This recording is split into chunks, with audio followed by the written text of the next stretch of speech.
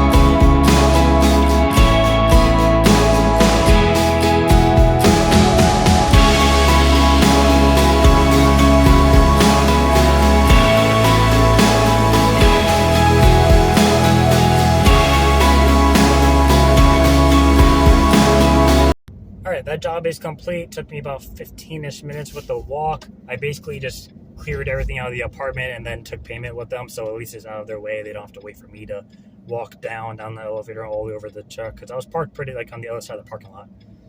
Because when I got there, the mail person was there, so I couldn't park right in front, and that's where the drop-off is for the seniors, so I kind of have to park far away. So the chair I'm actually probably going to sell on Facebook, kind of cheap to get it off fast because it's kind of big and awkward and heavy, but it's a really nice chair. It didn't have a single stain on it. They said that they bought two and they just don't think they're very comfortable, so they're getting rid of one. They're going to keep the other one until a new one comes in, so maybe I'll be going back, who knows. While I was there, the two people downstairs, one of them actually knew who I was doing the job for. They both asked me for a card, so that's good. They're asking if I could clean out a whole apartment, so maybe we'll have a big job in the future there. And then the client said she heard about me from this Walmart that we're going to be passing by right now. I put my yard signs down every week on Thursdays after my pool night, and I can still see my yard sign. She said her neighbor saw the sign and took a picture because they knew that she needed to get rid of a chair. So that works. We're going to go ahead and drop off the chair at home, take a picture, post it, put a blanket over it so the cats don't screw it up, and then go drop off the trailer and head to the scrap yard. All right, so we didn't make it to the scrap yard. I did, however, at least get all the copper and brass put away in totes and I have it in the truck ready to go. We'll probably do it tomorrow after our tax appointment. But when I got home, I did have somebody call me from the Cedar Lake facility that we went to earlier today for the mattress removal. And they said that they have an apartment they need to get cleaned out for their mother who got moved to a different side of the building. They already went in and got rid of anything of like, memorabilia, and everything else just needs to go except for one hospital bed. Which, if you don't know what a hospital bed is, it's basically a metal frame on wheels that's kind of heavy for no reason. It's like a twin size thing. So everything else goes, which includes a dresser, a queen size mattress, and frame, but it's already disassembled, and some miscellaneous boxes, small desk, just random stuff. It's like a studio size apartment. It's pretty small. I actually have been there already when I took my tour. The first time I was at the Cedar Lane facility for my networking event, and they had me go in and take a look really quick. So I actually already knew like roughly how much I wanted to charge, so I was able to tell the guy. But I did say, hey, this is just estimate. He's in Connecticut, so he's not going to be there. So what I like to do with customers that aren't there is reconfirm that this is an estimate, this is a ballpark, it depends on the actual amount. If I walk in and something looks drastically different and I think it's going to really change the price, I'll give them a call and let them know why, and make sure that they're still okay with it. And then when I am done with the job, I always make sure to include lots of pictures of the aftermath and include it in the invoice so that they have a little bit of a peace of mind that like, okay, this got taken care of. But that's just something I found that people seem to be pretty thankful for. Right now, I'm organizing the inside of my truck because it gets a little crazy in here sometimes, especially like this December or this January. We've actually been pretty busy lately. So what ends up happening is like as I need stuff, like little by little, I like grab it quick because I'm on the job, and then I don't mess with it when I get home. And then like it's the same way the next day, and eventually it just gets to be kind of chaotic. So we got to make sure that we're always keeping things organized and clean and stocked.